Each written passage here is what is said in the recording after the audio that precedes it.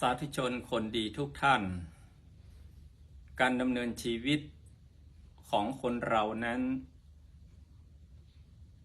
จุดเริ่มต้นของการพัฒนาในชีวิตของคนพระพุทธองค์ตรัสว่าสำคัญอยู่ที่สิ่งสองประการนี้หนึ่งปรโตโคสะเสียงจากข้างนอกหรือกัลยาณมิตรไม่ว่าจะเป็นครอบครัว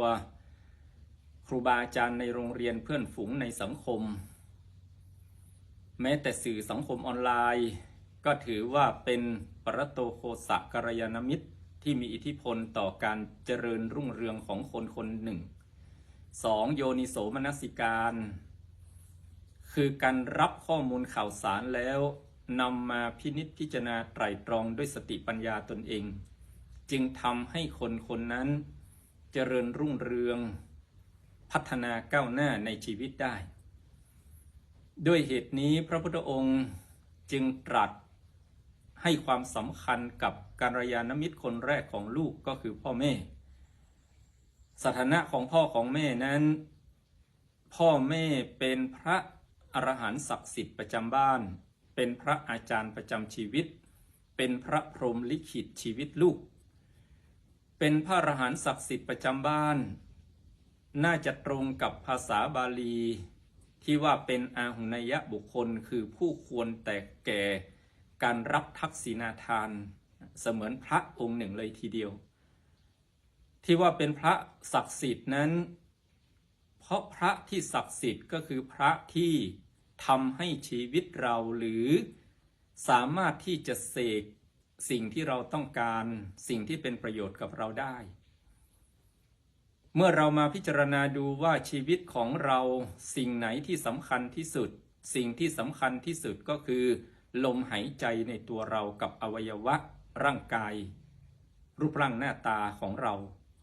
แล้วใครให้เรามาลมหายใจของเราถ้าแม้เรามีเงิน10 ล้านมีบ้าน10 หลังมีรถ10 คันมียศมีตำแหน่งยิ่งใหญ่เพียงไรแต่ถ้าไม่มีลมหายใจอย่างเดียวสิ่งเหล่านั้นไม่มีค่าสักอย่างสมบัติที่มีค่าที่สุดล้ำค่าที่สุดก็คือลมหายใจแขนข้างขวาของเราเขาเอาเงินมาซื้อ100,000เราก็ไม่ขายแขนข้างซ้ายเรามาซื้อ200,000เราก็ขายไม่ได้ดวงตา2 ข้างเราเขาเอาเงินมาซื้อข้างละ5 ล้านเราก็ยากที่จะตัดใจขายได้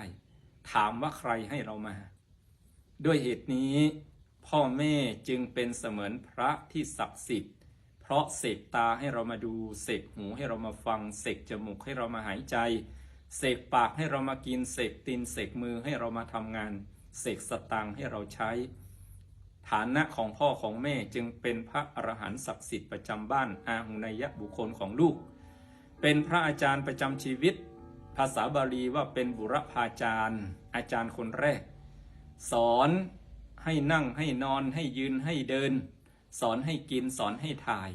ก่อนที่จะไปเจอครูคนอื่นพ่อแม่สอนตั้งแต่เกิดจนถึงตายสอนตั้งแต่ตื่นเช้าจนถึงเข้านอนจึงเป็นบุรพาจารย์อาจารย์คนแรกของลูกเป็นพระพรหมลิขิตชีวิตลูกพรหมาติมาตาปิตโรมารดาบิดาเป็นพระพรหมของลูกเพราะคอยจัดแจงมีความห่วงใยลูกโดยเฉพาะมีคุณธรรมของพรหมคือเมตตารักใคร่กรุณาสงสารมุทิตาพรอยยินดีและอุเบกขาวางใจลงปรงใจเป็นเย็นใจได้ในตัวของลูกเพราะฉะนั้นสาธุชนญาติโยมทุกท่านความสำคัญของพ่อของแม่จึงมีสถานะเป็นพระศักดิ์สิทธิ์ประจำบ้านเป็นอาจารย์ประจำชีวิตเป็นพระพรหมลิขิตชีวิตลูกขอพ่อแม่จงเป็นพระศักดิ์สิทธิ์3 ประองค์นี้ขอลูกหลานทุกคนจงยึดมั่นกตัญญูในคุณพ่อคุณแม่ในฐานะที่ท่านนั้นเป็นกัลยาณมิตรผู้ใกล้ชิดชีวิตเราที่สุดตั้งแต่เกิดจนถึงตายขอเจริญพร